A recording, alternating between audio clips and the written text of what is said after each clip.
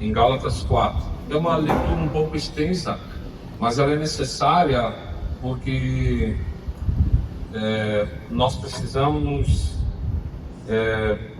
entender o contexto, né? O contexto. Vamos então fazer leitura. Portanto, pensem da seguinte forma: enquanto não atingir a idade adequada, o herdeiro não está numa posição muito melhor do que o escravo, apesar de ser dono de todos os bens. Deve obedecer a seus tutores e administradores até a idade determinada por seu pai. O mesmo acontecia conosco, éramos como crianças, éramos escravos dos princípios básicos deste mundo. Mas quando chegou o tempo certo, Deus enviou seu filho, nascido de uma mulher sob a lei. Assim o fez para resgatar a nós que estávamos sob a lei, a fim de nós adotar como filhos. E porque nós somos seus filhos, Deus enviou ao nosso coração o Espírito de seu Filho, e por meio dele clamamos Abba, Pai. Agora você já não é escravo, mas filho de Deus, e uma vez que é filho, Deus se tornou herdeiro dele. Antes de conhecerem a Deus, vocês eram escravos de supostos deuses, que na verdade nem existem. Agora que conhecem a Deus, ou melhor, agora que Deus os conhece, porque desejam voltar atrás, tornar-se novamente escravos dos frágeis e muitos princípios deste mundo, vocês insistem em guardar certos dias, meses, estações ou anos. Temo por vocês. Talvez o meu árduo trabalho em favor de vocês tenha sido inútil. Irmãos, peço-lhes que sejam como eu, pois eu também sou como vocês. E vocês não me trataram mal. E certamente se lembraram que eu estava doente quando eles anunciaram boas novas pela primeira vez. Embora minha saúde precária fosse uma tentação para me rejeitarem, vocês não me desprezaram, nem me mandaram embora. Ao contrário, acolheram-me e cuidaram de mim como se eu fosse um anjo de Deus, ou mesmo o próprio Cristo Jesus. O que aconteceu com a alegria que vocês demonstraram naquela ocasião? Eu estou certo de que se fosse possível, vocês teriam arrancado seus próprios olhos e teriam os dado a mim. Acaso me tornei inimigo de vocês porque lhes digo a verdade? Esses falsos mestres estão extremamente ansiosos para agradá-los, mas suas intenções não são boas. Querem afastá-los de mim para que dependam deles. Se alguém deseja agradá-los muito bem, faça-o sempre, e não só quando estou com vocês. Ó, meus filhos queridos, sinto muito como se estivessem outra vez passando pelas dores de parto por sua causa, e elas continuarão até que Cristo seja plenamente desenvolvido em vocês. Gostaria de poder estar aí com vocês para lhes falar em outro tom, mas distante como estão, não sei mais o que fazer para ajudá-los. Diga-me, vocês que desejam viver debaixo da lei, acaso sabem o que a lei diz de fato? De acordo com as escrituras, Abraão teve 2 filhos, um nascido de uma escrava e outro nascido de sua esposa, que era livre. O filho da escrava nasceu segundo a vontade humana, o filho da mulher livre nasceu segundo a promessa. Essas 2 mulheres ilustram 2 alianças. A primeira, Agar, representa o Monte Sinai, onde o povo recebeu a lei que o escravizou, e Agar, que é o Monte Sinai, na Arábia, representa Jerusalém, e agora, pois seus filhos vivem sob a escravidão da lei. A segunda, Sara, ela representa a Jerusalém celestial. Ela é uma mulher livre, é a nossa mãe.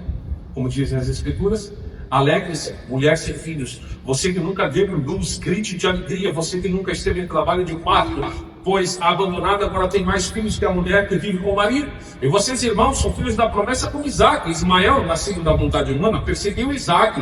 E o filho nascido do poder do Espírito, e o mesmo ocorre agora. Mas o que diz a Escritura sobre isso? Livre-se da escrava e do filho dela, pois o filho da escrava não será herdeiro junto com o filho da mulher livre. Portanto, irmãos, nós não somos filhos da escrava, somos filhos da mulher livre. É uma história um tanto quanto uma mistura, né, de história. Mas Paulo, ele quis ilustrar aquilo que ele vinha fazendo já nos primeiros capítulos de Gálatas. Em todo o capítulo 3, por exemplo, Paulo ele vem fazendo uma defesa da salvação pela fé. E esse é o ponto fundamental aqui. A salvação é pela fé, exclusivamente pela fé. Os judaizantes, aqueles a qual nós mencionamos já no capítulo 1, eles estavam tentando fazer uma dissensão ali. Né? Eles eram considerados, eles eram inimigos de Paulo. Eles se colocavam como inimigos de Paulo e ensinavam para ser filho de Abraão é preciso abraçar todos os ensinamentos da lei. E eles obtiveram sucesso entre os irmãos de Gálatas. Os Gálatas agora eles estavam sendo bombardeados por um lado pelos judaizantes, e eles estavam sendo agora defendidos, e estavam tendo uma sequência apologética por parte de Paulo. Agora, nesse capítulo, Paulo ele quer que os gálatas eles abandonem a lei como meio de salvação. E que se eles se voltassem totalmente à fé, exclusivamente à fé. E Paulo ele usa a própria lei para, de algum modo, ensinar eles. A primeira coisa que nós temos que aprender, e nós vamos ver, é que a lei, ela prova que a salvação ela é uma ação sobrenatural, e não é um esforço humano. Muitos cristãos, eles estavam, eu vou ter que resumir bastante, esse capítulo para nós conseguirmos expor todo ele nessa manhã. Muitos cristãos na Galácia, eles estavam naufragando na fé, e os judaizantes, eles estavam acreditando piamente que os judaizantes, eles estavam ensinando eles corretamente. Eles estavam agora acreditando que eles precisavam cumprir com a lei para serem salvos. E não é dessa maneira. Não adianta nenhum esforço humano para ser salvo. Os cristãos, eles não estavam mais sendo levados, mas eles já estavam debaixo da lei porque queriam. Se nós analisarmos o que Paulo diz ali no versículo 21, digam-me, vocês que desejam viver debaixo da lei. Agora já não era mais um engano, agora eles já estavam querendo permanecer debaixo da lei. Meus queridos, se vocês analisarem, nós temos muitas visões distorcidas. Por exemplo, nós temos muitas seitas pesadíssimas. Nós temos, se você olha em alguns filmes, você tem alguns que eles vivem totalmente isolados. Nós temos, por exemplo, aqui do lado da igreja, eles entendem a Bíblia totalmente diferente, interpretada por um homem, e eles seguem. Nós temos os adventistas, por exemplo, eles seguem um ensinamento de uma mulher. Ela interpretou a Bíblia, ela recebeu revelações especiais, mas eles são obrigados a guardar sábado. Eles não podem comer certos alimentos. Nós temos os testemunhos de Jeová, por exemplo, que são outra linha pesadíssima, que guardam muitas obrigações debaixo da lei. Nós temos agora mais uma outra, eu não lembro exatamente, mas nós temos em nosso contexto, nós temos muitas igrejas que são legalistas, por exemplo, e te obrigam a passar por terríveis fardos. Eu não estou falando que nós temos que abolir regras. Não, nós precisamos de regras. Nós precisamos de orientações bíblicas. Nós precisamos seguir detalhes da lei. Sim, mas não para a salvação. Não como meio de salvação. Paulo, ele estava dizendo aos Gálatas: vocês parecem tão ingênuos. Vocês estão querendo estar debaixo da lei, mas vocês não conseguem cumprir com ela totalmente. Paulo diz: acaso vocês não ouvem a lei? Vocês não estão prestando atenção no que ela diz. Paulo agora ele pega a própria lei, porque Paulo ele era um expert na lei. Nós temos que entender isso. Paulo ele era muito zeloso com a lei, antes de ser encontrado por Cristo a caminho de Damasco. E então ele usa agora a própria lei. Ele tem zelo pela lei, e ele diz assim: está escrito, está escrito. E eu quero me concentrar aqui nessa manhã justamente nesse exemplo que Paulo dá, nos dois filhos de Abraão. Abraão ele teve dois filhos, todo mundo conhece a história, mas vamos recapitular. Um era um filho de uma escrava que ele teve com Agar, chamado Ismael, e o outro era um filho livre que ele teve com Sara, sua esposa de fato, chamado Isaac. E o contraste que nós temos aqui era que o filho da escrava ele nasceu de modo natural, por vamos dizer assim, por pensamento, por um planejamento natural. Como aconteceu isso? Havia promessa sobre Sara de que ela haveria de dar luz, né? Mas aquilo parecia que estava demorando. E então Sara, inclusive, né, planejou com Abraão: cara aí, por que você não se deita com Agar, né, a nossa serva, a escrava? Então você pode ter um filho. E assim aconteceu, um planejamento natural, um esforço natural. E o outro nasceu de uma promessa da parte de Deus. Isaac nasceu de uma promessa, né? Então, Ismael nasceu de uma forma natural, vamos entender aqui, com esforço humano, e Isaac nasceu de uma forma milagrosa. Paulo, ele ensina aqui, né, que embora quase não existem hoje judaizantes, na verdade é uma tônica que está voltando em nosso contexto eclesial. Por exemplo, em muitas igrejas, né, você vê, então, nós temos uma obrigação como igreja: orar por Israel, ok, mas nós não somos obrigados a inserir objetos judaicos dentro do nosso culto, por exemplo. Em muitas igrejas que você vai ir, você vai ver a arca, você vai ver bandeira de Israel. Enfim, eu não acho que seja, mas tudo bem. Você vai ver o candelabro, você vai ver a água, não sei de onde, de Israel. Você vai ver coisas de Israel, artigos judaicos, o shofar, né, que é um artigo judaico. Então, você parece que está voltando à tônica novamente de trazer essas coisas, esses artigos judaicos, porque parece que essa igreja ela se torna mais santa quando ela traz coisas de Israel para dentro. Não, nós não temos essa obrigação. Mas dentro do contexto, os judaizantes, eles não estão diretamente hoje dentro da igreja, mas o princípio que eles usavam, eles também estão hoje. Como é que nós podemos identificar isso? Hoje existem muitas igrejas, hoje existem muitos pastores, muitos líderes que dizem isso: faça isso, faça aquilo, não faça aquilo, não faça isso, né? Não toqueis nisso, não toqueis naquilo. Estão tentando ensinar, estão tentando fazer a igreja trilhar por dentro do esforço, mas nós também dizemos que nós temos que observar algumas coisas. Não para sermos salvos, mas para a santificação. Nada do que nós fizemos por esforço para ser salvo, de fato é válido. Não há nada que nós possamos fazer para sermos salvos. Nós fazemos determinadas coisas porque somos salvos, né? Isso não significa que nós não devemos observar regras, por exemplo. Regras, elas devem ser obedecidas. Deus, ele nos deu a lei, Deus, ele nos deu regras para a preservação, para a santificação, para a glorificação dele. Mas nós temos que entender que delas não procede a salvação. É isso que Paulo estava tentando fazer com os Gálatas entendessem. Vocês não estão sendo salvos pelo que vocês estão fazendo.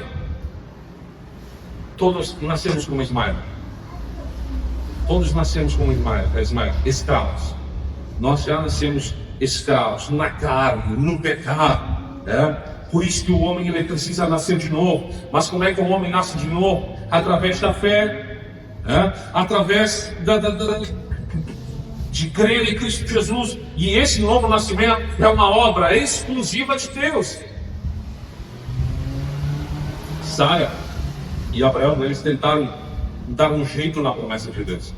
Sabe, e daqui é a origem da nossa fé. Esse sentimento, muitas vezes, quando nós pensamos que nós estamos fazendo tudo certo, quando nós estamos fazendo, nós esforçando, agora eu sou salvo, isso é um pensamento totalmente carnal. Isso é algo perigosíssimo, porque o homem ele sempre quer ter o domínio, ele quer ter o controle sobre todas as coisas. E aí nós começamos a nos sobrepor sobre as outras pessoas. Por isso Deus, ele teve a preocupação e encerrou todos debaixo de uma mesma condenação. Ele diz: olha, vocês estão todos em pecado, vocês estão destituídos da glória de Deus. E agora, através de Cristo Jesus, sem acepção de pessoas, Ele salva pessoas pelo mesmo princípio. Se dependesse a salvação de mim, eu teria, quem sabe, mais capacidade que fulano de tal, que fulano de tal. Outros teriam mais possibilidade de se salvar se fosse por esforço. Não, não é por esforço. E aqui Paulo está usando este exemplo. Abraão, ele teve esse mesmo pensamento, ele tinha uma promessa, mas ele tentou dar o seu próprio jeito, ele tentou dar o seu jeitinho brasileiro. E Agar, a escrava de Abraão, ela foi esse elo e somente trouxe malefícios. Quando Isaac nasceu, de acordo com Deus exatamente tinha falado, pela promessa,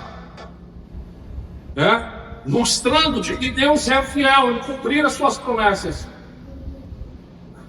Abraão estava com o seu problema lá, Ismael e Agar. Há coisas que estão ao nosso alcance. Por exemplo, você pode planejar, por exemplo, hoje nós vamos fazer um churrasco lá na costa do rio. Você pode planejar, você pode comprar a carne, tem que comprar carne, você pode comprar o sal, você pode comprar o carvão, você tem um carro para ir até lá. Mas agora, isso está ao nosso alcance. Mas agora dar um domingo bonito, dar uma manhã ensolarada, isso cabe somente a Deus, não está ao nosso alcance. E você sabe, se você quer fazer um churrasco na costa do rio e chover, não tem como. Então, tem certas coisas que estão ao nosso alcance que nós podemos fazer. Mas o plano perfeito, a salvação perfeita, ela vem somente de Deus. Somente de Deus. Então nós podemos receber somente pela fé a nossa salvação. É a tônica do capítulo 4 de Gálatas.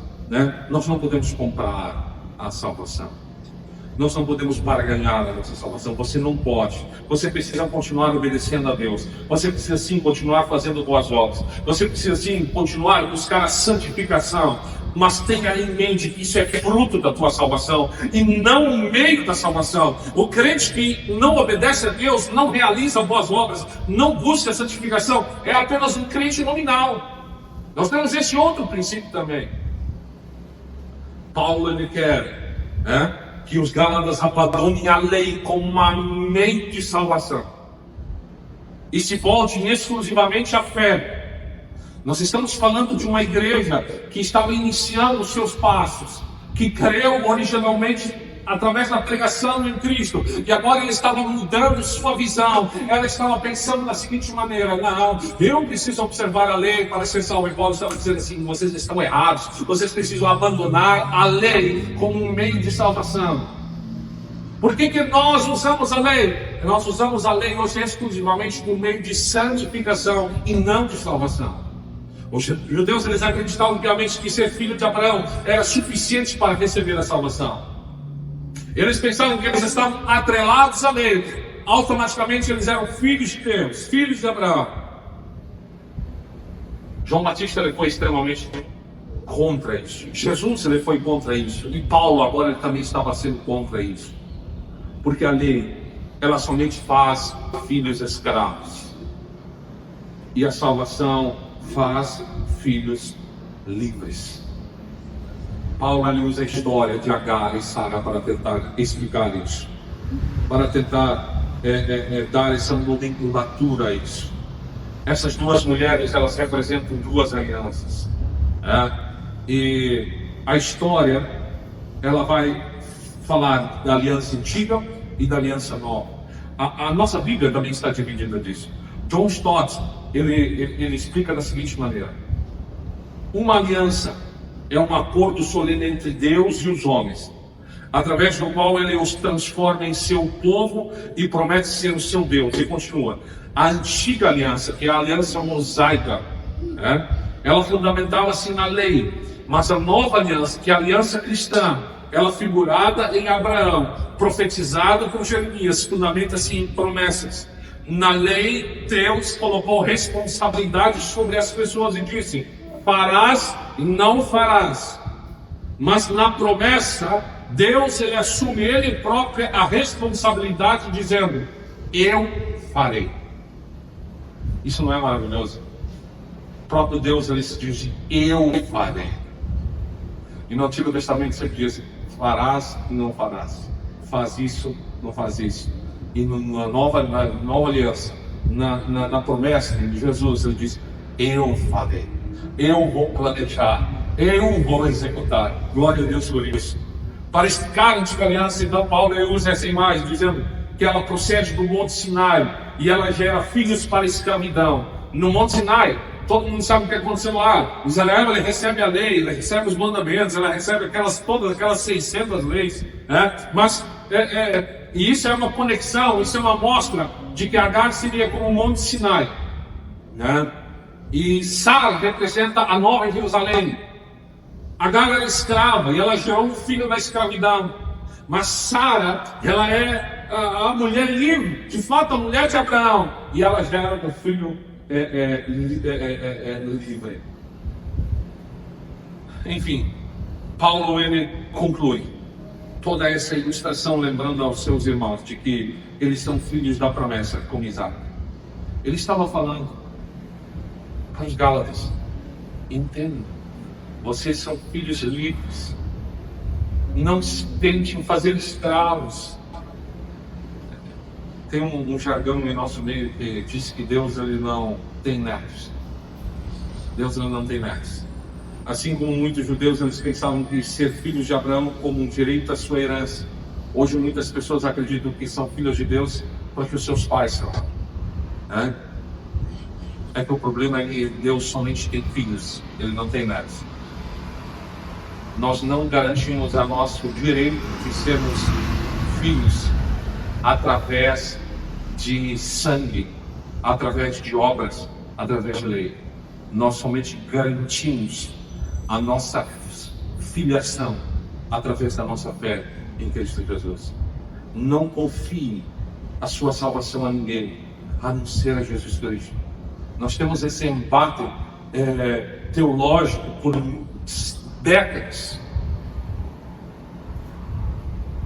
Mas o que nos ilumina é de fato, nós precisamos confiar a nossa salvação exclusivamente em Jesus Cristo. E a partir dali, nós seguimos as regras, nós seguimos a lei como uma forma de santificação. Entenda dessa maneira. Toda lei, ela nos empurra para a promessa. Toda lei, ela nos empurra para Cristo, para a obra de Cristo, para sermos salvos. Porque a lei mostra o quanto nós somos pecadores. E agora, então, essa lei, ela nos empurra para Cristo, para sermos salvos. No momento que nós somos justificados, no momento que nós somos adotados como filho, agora ela nos empurra de volta para a lei, para a santificação. Entendendo? Sim. É preciso entregar a nossa vida exclusivamente para Cristo. Falando em termos terrenos, ninguém é filho de seus pais por mérito. Eles são porque nasceram. Alguém escolheu nascer, eu quero nascer de fulano de tal. Não. Você é filho porque você merece. Não, você é filho porque você nasceu, ponto final. Assim também o cristão, ele não pode ser filho de Deus porque obedece. Você é filho porque você nasceu nele, ponto final, através da fé. Nós precisamos lutar para sermos santos, sim. Nós temos nós temos Espírito Santo que nos santifica, que nos auxilia no combate à nossa carne. Você precisa lutar, exige esforço para sermos santos, sim. Nós temos uma dupla santificação. Nós somos santos a partir do momento que nós somos justificados, nós somos declarados santos, separados. Mas a santificação, ela é um passo que também nós precisamos nos esforçar, lutar contra a nossa carne, lutar para agradar a Deus, né? Mas jamais lute pela sua salvação, porque é uma luta inútil. Agora, se você luta para ser santo, é uma evidência clara que você é salvo. Mas agora, se você luta para ser salvo, você está totalmente perdido. O segredo de ser salvo é nascer de novo. E isso é um dom de Deus.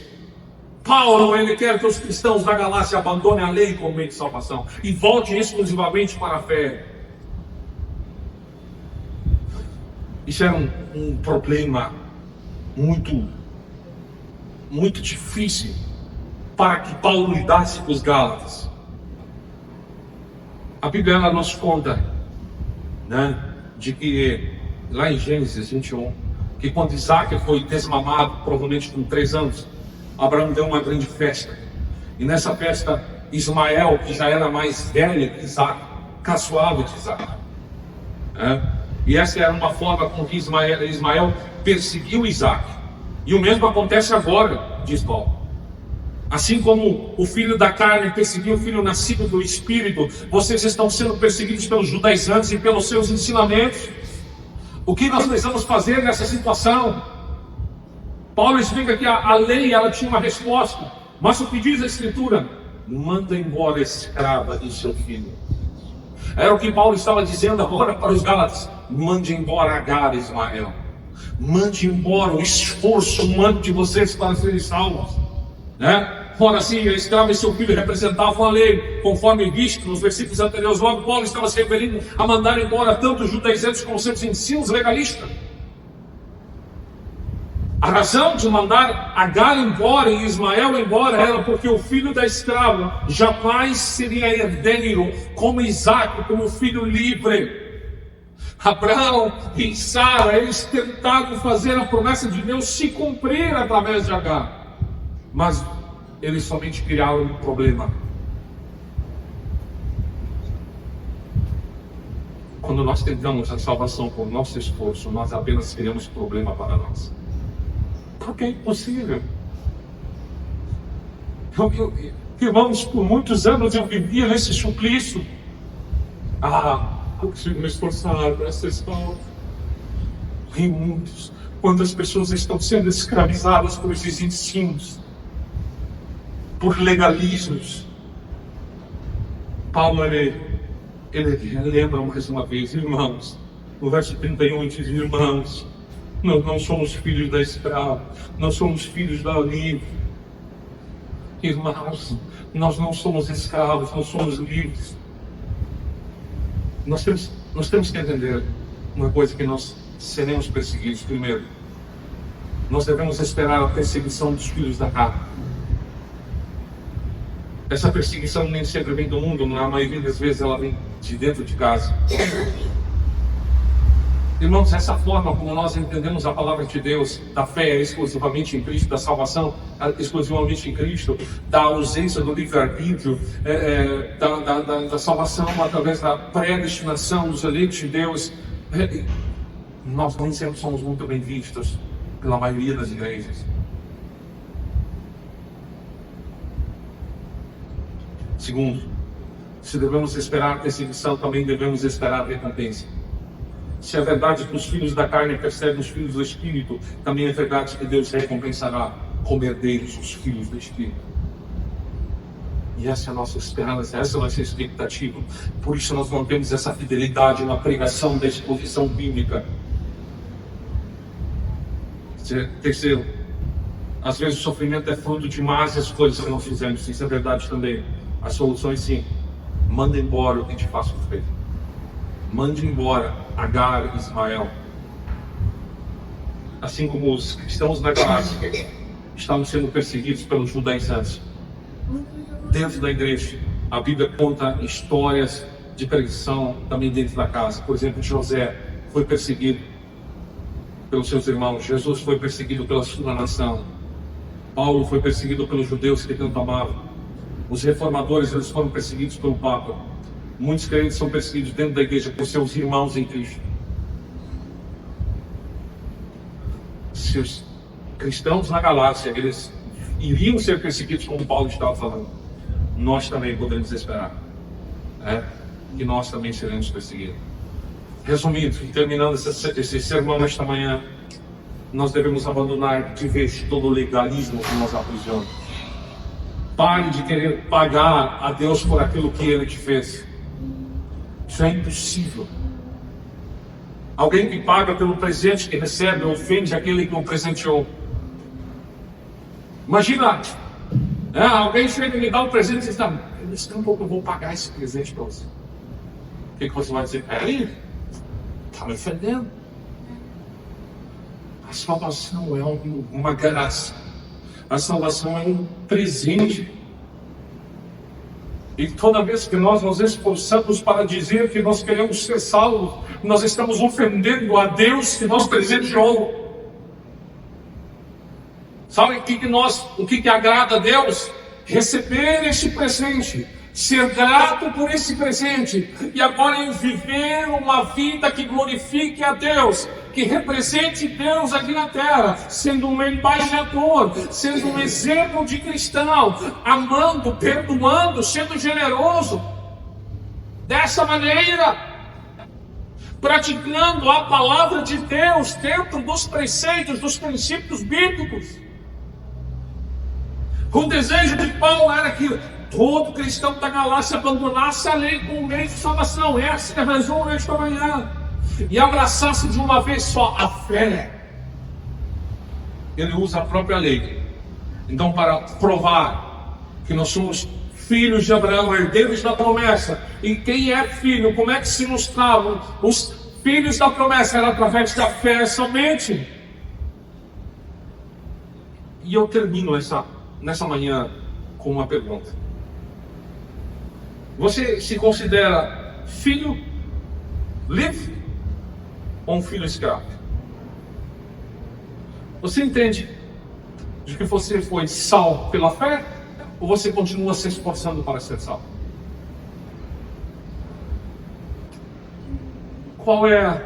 Isso é assunto para outros sermões. Qual é a maior evidência que nós somos salvos? Qual é a maior evidência que nós somos filhos livres? Isso nós vamos aprender, né? Mas para nesta manhã, era essa a palavra. Vamos orar? Querido Deus, nós elevamos as nossas vozes mais uma vez a Ti, né?